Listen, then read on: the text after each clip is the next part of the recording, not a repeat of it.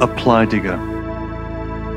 Heidegger's thinking in Being and Time explained, with Simon Critchley.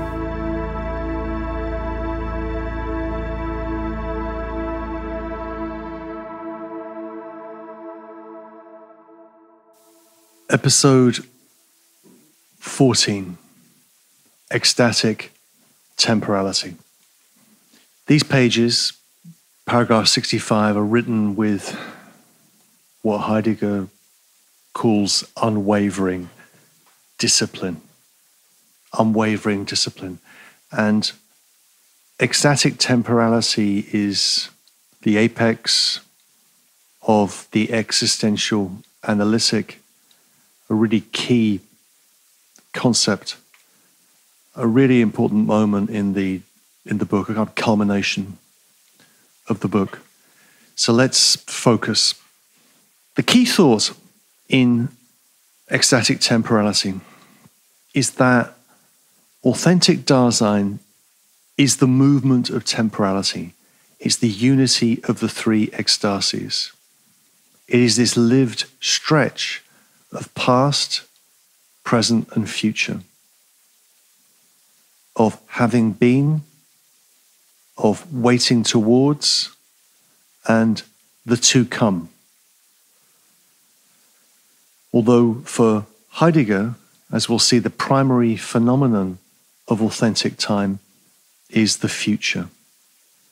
So the unity of the three ecstasies, future, past, and present, but the primary phenomenon of authentic time is the future. Let's turn to the text, because it's very compact and powerful. It's a real moment of kind of concentration of thought in these pages, I think. The claim is that temporality is the meaning of care. Okay, so care is the being of Dasein.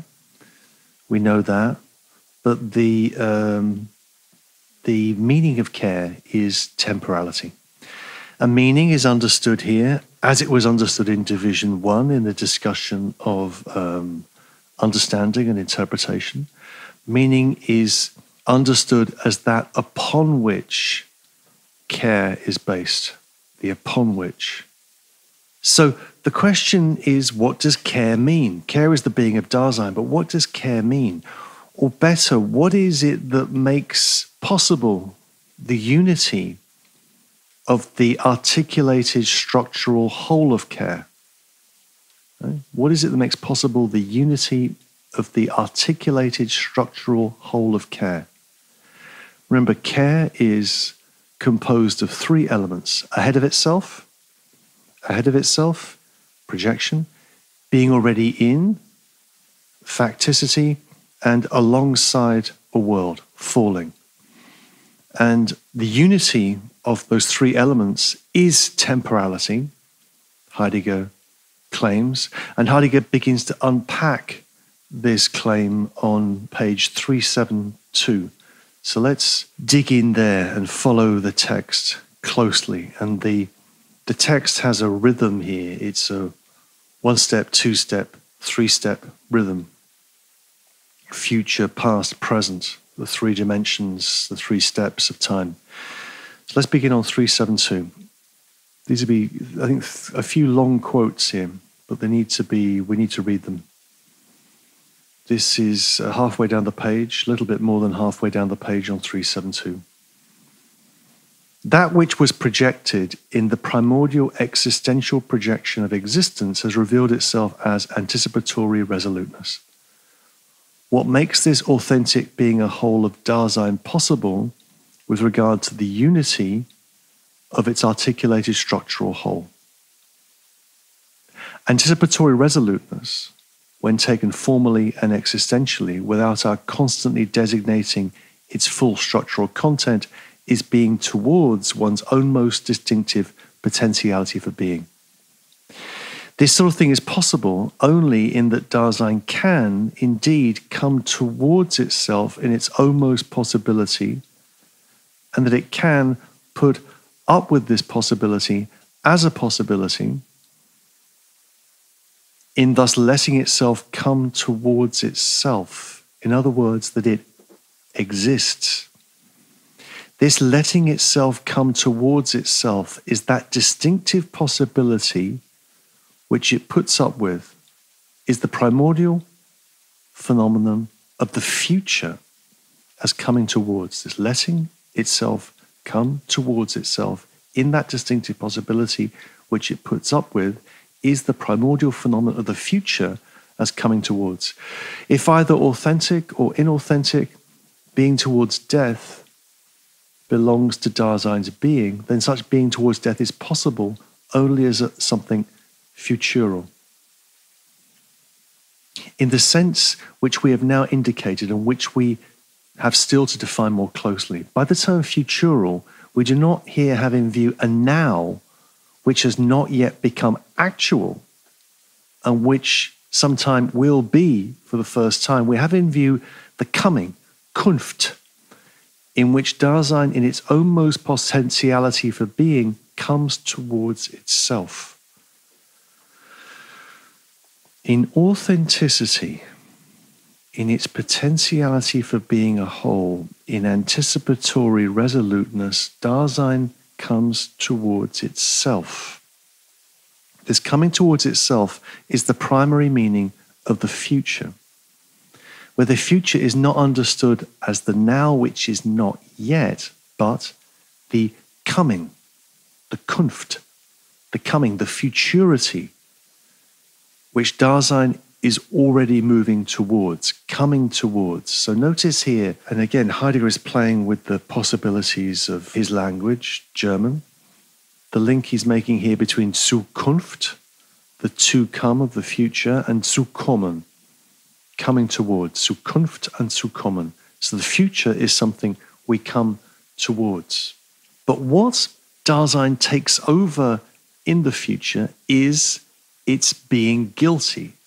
What it takes over is its primary ontological lack. What was called in the last chapter, chapter 2, Division Time, the nullity of its throne basis. So Dasein comes towards itself in the future. What it's coming towards, what it's taking over in this coming towards is its being guilty, the nullity of its throne basis, which it already was. And let's see, the second quote here is on page 373. Now, that sound you can hear, I feel guilty because that sound is the sound of people going out to applaud the health workers. I have done that every day and even went to the hospital in Fort Greene a couple of times to applaud them, but I've been so preoccupied with this lecture, I've forgotten to do it. So that yelping and dog barking and anyway, we should be very grateful to the health workers. These are sad days in New York. Page 373. The first full paragraph. Anticipatory resoluteness understands Dasein in its own essential being guilty. This understanding means that in existing one takes over being guilty. It means being the throne basis of nullity. But taking over thrownness signifies being. But taking over thrownness signifies being Dasein authentically as it already was. Taking over thrownness, however, is possible only in such a way that the futural Dasein can be its own most as it already was. That is to say, it's been, sein gewesen. It's been. Dasein can be its been. Heidegger's aware of the awkwardness of this kind of way of expressing things, but this is the thought. Only insofar as Dasein is, as an I am having been, can Dasein come towards itself futurally in such a way that it comes back. As authentically futural, Dasein is authentically as having been. Anticipation of one's uttermost and ownmost possibility is coming back understandingly to one's ownmost being. One's ownmost being. Only so far as it is futural can Dasein be authentically as having been. The character of having been arises in a certain way from the future. Listen to that. The character of having been arises in a certain way from the future. So, what is it that comes out of the future? What is it that comes out of the future? The future that we can come towards. What comes out of the future is myself in my having beinness. Right? Myself in my having beinness. I am my having been. My bin, my ich bin, my I am is been, as it were. I am my having been. So there's a tricky thought at work here. I come towards myself futurally in anticipation. But I come towards myself in a way that I come back to what I have been. In other words, projection throws forth from its thrown basis. My pastness comes to me from out of the future. And I don't, as is clear from the analysis of chapter 2, I don't have power over this null thrown basis. The past is not annulled, it is null, right? But it is not annulled, and I don't have power over it. All that changes is the way in which I seize hold of it. Right? So what comes out of the future is my having beinness, which I can take over, take into myself. So that's future and past, which leaves us with the present. This is a quotation on 373, 374, a long quote, but I'm afraid we just need to go through the long quotes because it's all really important. Anticipatory resoluteness discloses the current situation of the there in such a way that existence in taking action is circumspectively concerned with what is factically ready to hand environmentally. Resolute being alongside what is ready to hand in the situation, that is to say, taking action in such a way as to let one encounter what has presence environmentally, is possible only by making such an entity present.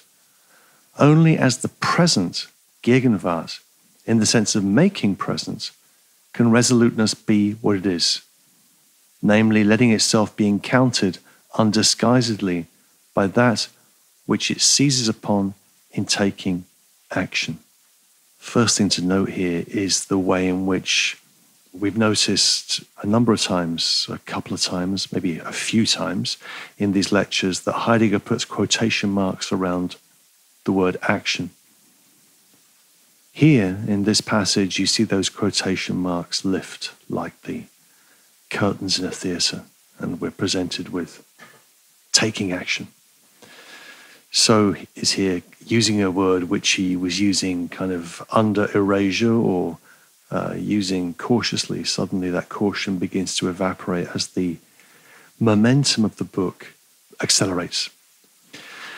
What anticipatory resoluteness discloses is Dasein in the situation of its there, which it has seized hold of in the form of taking action.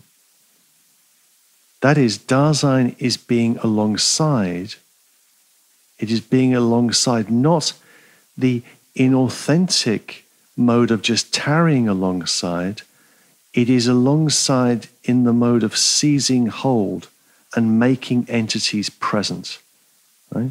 So this making entities present is Gegenwärtigen, which is linked to the idea of Gegenwart, the present. So this making things present in the present. So that's the present, right? Go back to the schema, look at it now. You see the future, the to come, which opens up onto having beinness and releases into the present. And Heidegger brings these three dimensions of time together in his usual kind of theatrical formality. There is a beautiful kind of mise en scène in these pages of Being and Time. So now we're on page 374, and we're going to pull the three ecstasies of temporality together. First full paragraph on 374. Coming back to itself futurally, resoluteness brings itself into the situation by making present. Okay? Coming back to itself futurally, future. Resoluteness brings itself into the situation, past, by making present. Okay? The three dimensions are operative in that sentence.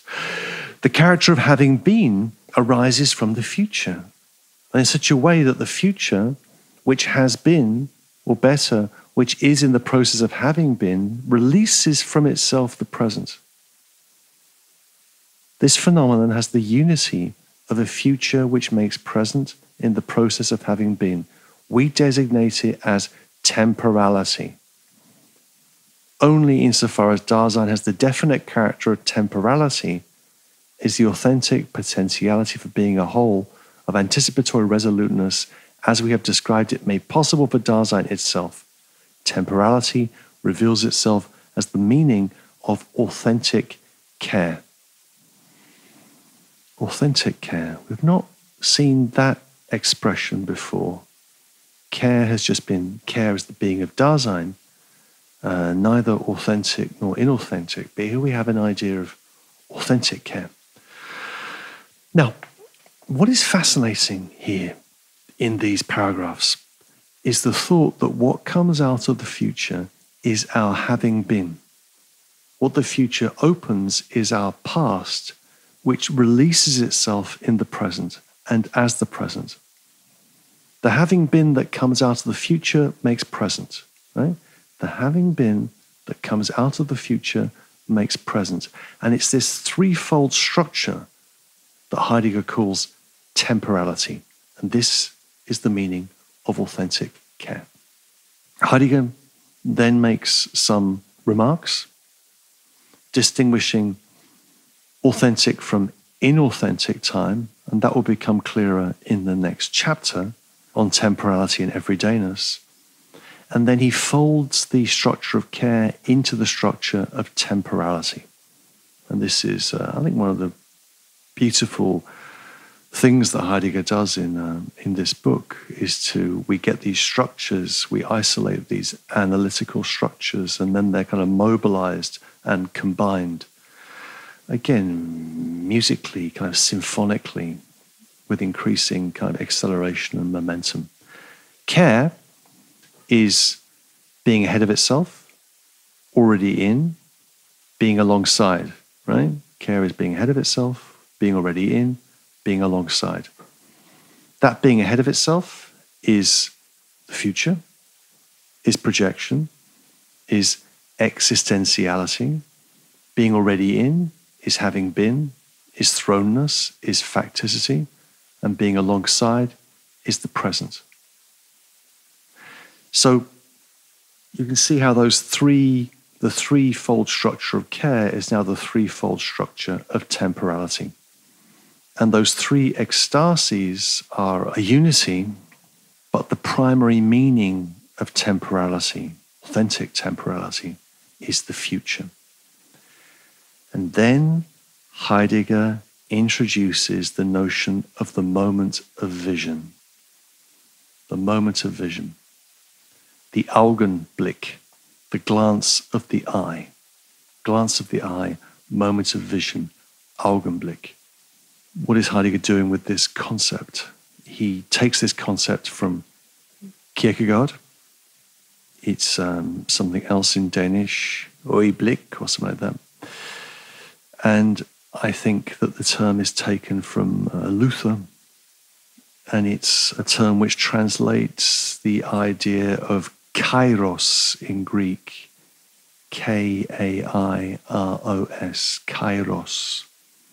And kairos can be thought of as the right moment, the opportune moment, the passing instant that is seized hold of. And Kairos was particularly important in St. Paul and in early Christianity, and then again in Protestantism. The Kairos was the moment of the appearance of Christ, and the Kairos, the moment of vision, was the fulfillment or the redemption of time in the Gospels. Remember that for a Christian, Christ is the fulfillment of time, the redemption of the world from sin, the possibility of life, of salvation, of healing, and the way in which the time, as the time of the past, as the time of sin, can be fulfilled, redeemed. That was the way in which Christ appeared as the Kairos in Paul. For Heidegger, as won't be surprising, instead of God appearing or Christ appearing, what appears as the fulfillment of time is ecstatic temporality. Namely, it's me as the fulfillment of time. It's Dasein as the fulfillment of time. And this is what Heidegger will call in the next chapter, in another powerful word, the experience of rapture. On 376, he says, see if I can find the quote on 376. Yes, it's another long quote, but a really important one. Rapture, okay? 376. This is 1, 2, 3, 4, 5, 6, 7, 8, 9 lines up from the bottom. When resolute, Dasein has brought itself back from falling and has done so precisely in order to be more authentically there in the moment of vision as regards the situation which has been disclosed. Moment of vision as regards the situation which has been disclosed. Temporality makes possible the unity of existence, facticity, and falling, and in this way constitutes primordially the totality of the structure of care. The items of care have not been pieced together cumulatively any more than temporality itself has been put together in the course of time, out of the future, the having been, and the present. Temporality is not an entity at all. It is not, but it temporalizes itself. Nevertheless, we cannot avoid saying temporality is the meaning of care. Temporality is defined in such and such a way. The reason for this can be made intelligible only when we've clarified the idea of being and that of the is in general. Temporality temporalizes, and indeed it temporalizes possible ways of itself.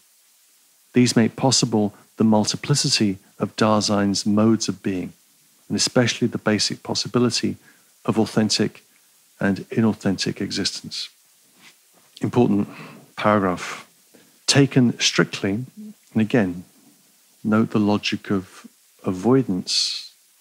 Taken strictly, we cannot avoid saying that time is this or that. But the problem with the is that if we say time is this or that, then we are reifying and substantializing time, and time by definition is movement and is only as movement. So if we say time is X or Y, we're substantializing time. We're already providing an answer to the being of time and falling into a metaphysics of time, which is precisely the thing that Heidegger wants to avoid. So Heidegger says in German, die Zeitlichkeit zeitigt sich. Right? Temporality temporalizes itself. Temporality temporalizes itself, and it temporalizes possible ways for it to be. Time, thought as temporality, is its auto-temporalization, where time produces itself from itself in a sort of immaculate conception, we could say. Time temporalizes itself, right? There is no being outside of time which is determining the meaning of time, right? That was traditionally, if you like, within theology, the way in which time was understood in relationship to eternity, which was prior to time and prior and more important than time. Heidegger's thought here is that there is temporality, and temporality is this movement of the unfolding of the three ecstasies of time. How does one freeze that movement in words? How does one say that in words is a problem that Heidegger wrestles with here and wrestles with throughout his itinerary. One way in which he addresses it is by verbalizing nouns, right? Verbalizing nouns, so that the if I say temporality is, the noun temporality or time is, that's the verb, then one way around that is to verbalize the noun, right? To say that time temporalizes itself. For Heidegger, that which is being is verbal. It's movement. It's temporal. How does one say that without freezing it into an abstraction? Is a problem that will beset Heidegger's work, and which he answers in different ways, but one way is by verbalizing nouns. Die Zeitlichkeit zeitigt sich, temporality temporizes itself. Das Ereignis ereignet, the appropriative event appropriates itself. He will say, die Welt weltet, world worlds, and so on and so forth. You get the idea. This is a way of speaking tautologically, which is really quite interesting if you think it through. I raised that, I think, in one of the lectures or episodes earlier, but it's an interesting line of thought that there is something about a tautology which, through its repetition, through its verbalization of a noun, allows perhaps us to push through to some different experience of language. But here we are, page 377, and we've arrived at the thought of ecstatic temporality. Let's read the key passage. This is the first full paragraph on 377. The future, the character of having been, and the present show the phenomenal characteristics of the towards oneself, the back to, and the letting oneself be encountered by. The phenomena of the towards, the to, and the alongside make temporality manifest as the ecstatikon. Ecstatikon, pure and simple. Temporality is the primordial outside of itself, in and for itself. We therefore call the phenomena of the future, the character of having been, and the present, the ecstasies of temporality. Temporality is not, prior to this, an entity which first emerges from itself. Its essence is a process of temporalizing in the unity of the ecstasies.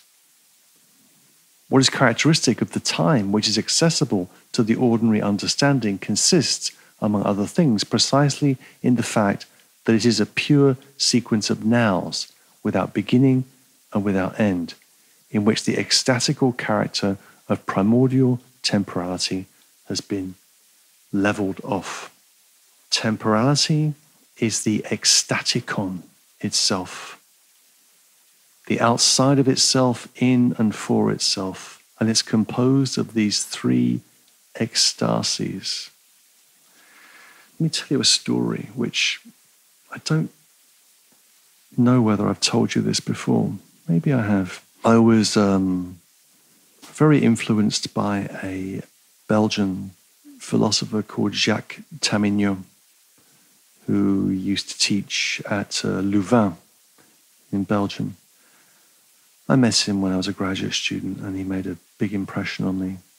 He talked about being in a seminar with Heidegger in the 1960s with a bunch of French interpreters of Heidegger's work. The theme was being in time, and they were there to discuss Heidegger's project in being in time.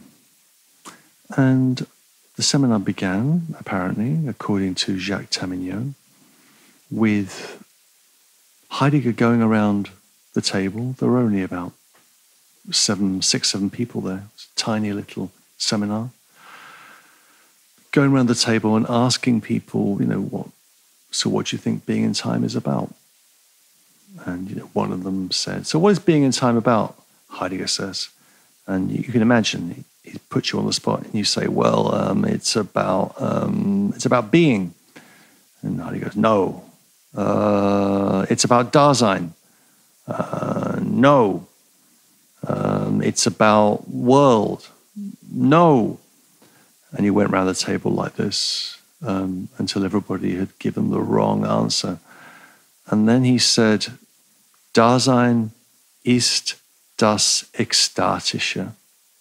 Dasein is the ecstatic one. Dasein is the ecstatic one. That's the message of being in time. And where that ecstatic character is manifest is in ecstatic temporality. So this is the kernel of being in time. And then, what is time? Time is nothing prior to the process of its own emergence, right? So again, as I said a few minutes ago, the standard way of dealing with the question of time is by distinguishing time from eternity. This is what St. Augustine does in the Confessions. So we understand time with reference to something that is other than time, precedes time, eternity. For Heidegger, that's a non-starter. Rather, temporality is something which is its own process of emergence. Its essence consists in the process of temporalizing the unity of its ecstasies. And this ecstatic dimension of temporality gets leveled off in our vulgar or ordinary experience of time as a series of now points. And we're going to come back to that. We're going to see that ordinary, vulgar experience of time in the final chapter of being in time. So the vulgar experience of time would be to say there's the present, which is now, there's the past, which is no longer now, and there's the future, which is not yet now, right? Now, no longer now, and not yet now.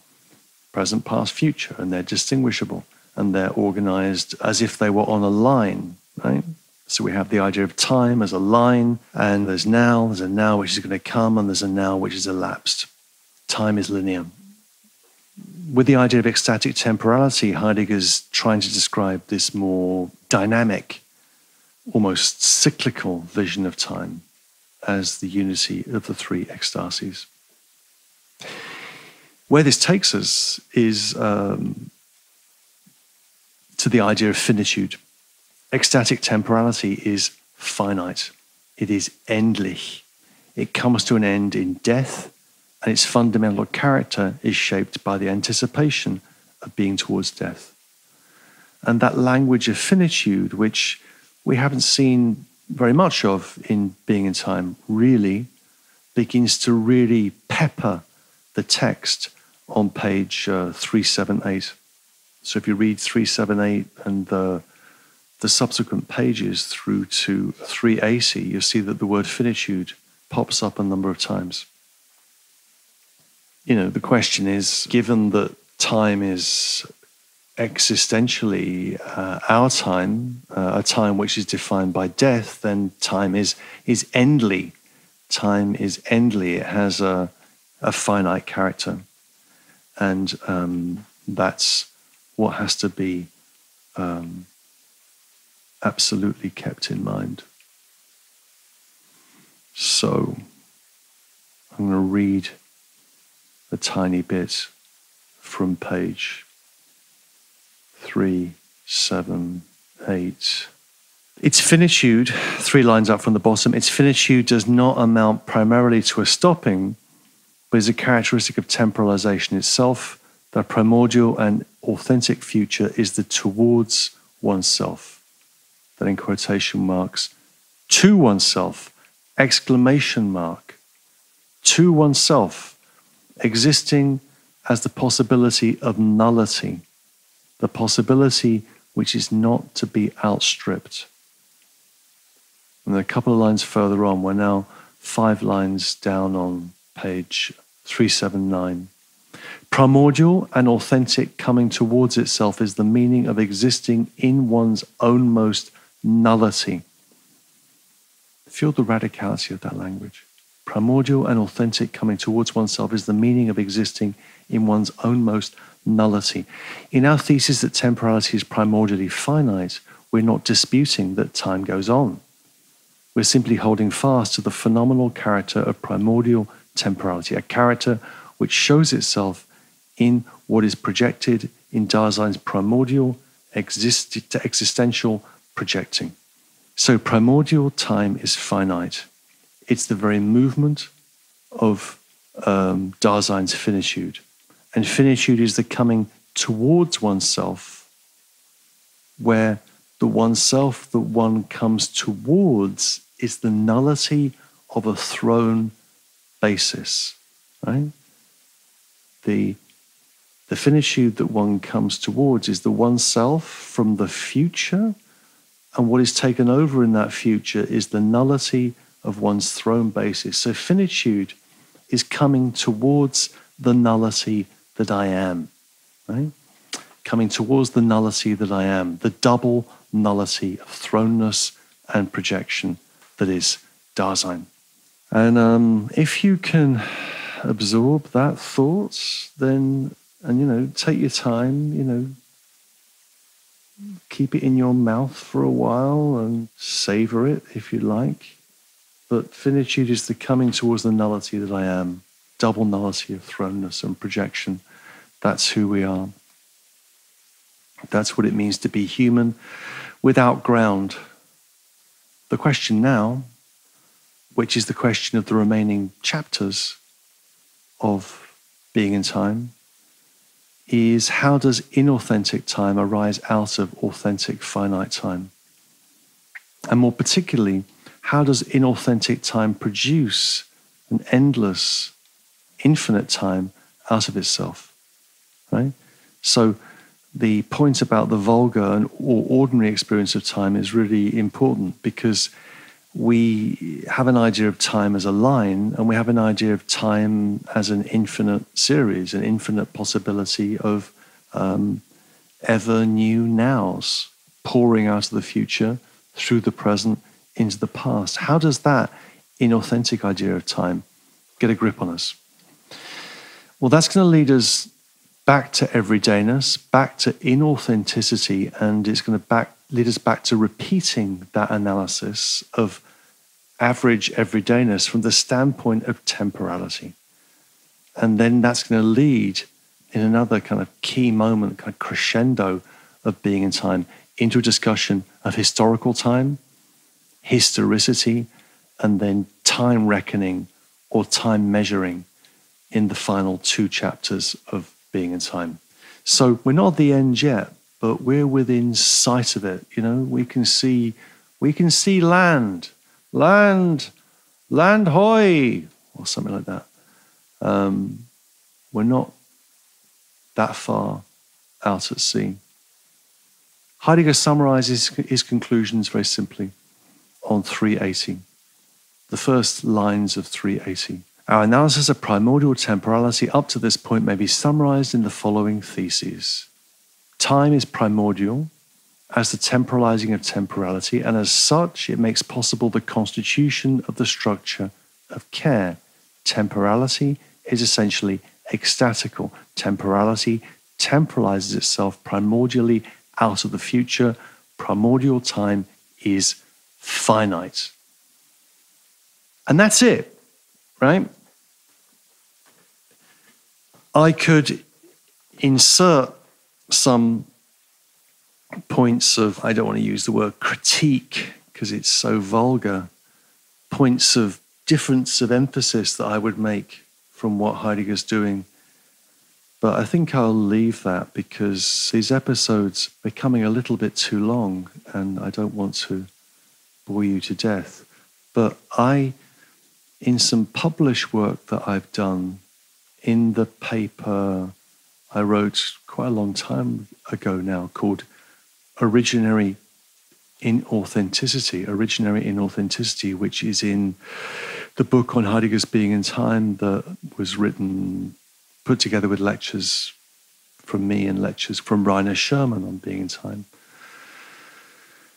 There's a critique of Heidegger's analysis of time and a critique in particular of the primacy of the future. And I try and articulate there a view of time which gives primacy to the past over the future. And that, I think, would argue for a different vision of temporality. I mean, I think I agree with Heidegger that, we are temporal beings and temporality temporalizes itself in these three dimensions. And that's what it means to live without ground finitely.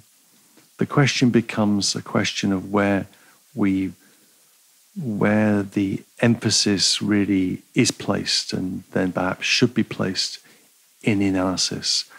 Whether we agree with Heidegger and give primacy to the future, or whether we could think about temporality in relationship to the primacy of the past. But I'm just going to leave that thought in your minds, and I think now we can take a rest, take a break, and come back fresh and invigorated for the next chapter, which will be temporality and everydayness. Thank you very much for listening.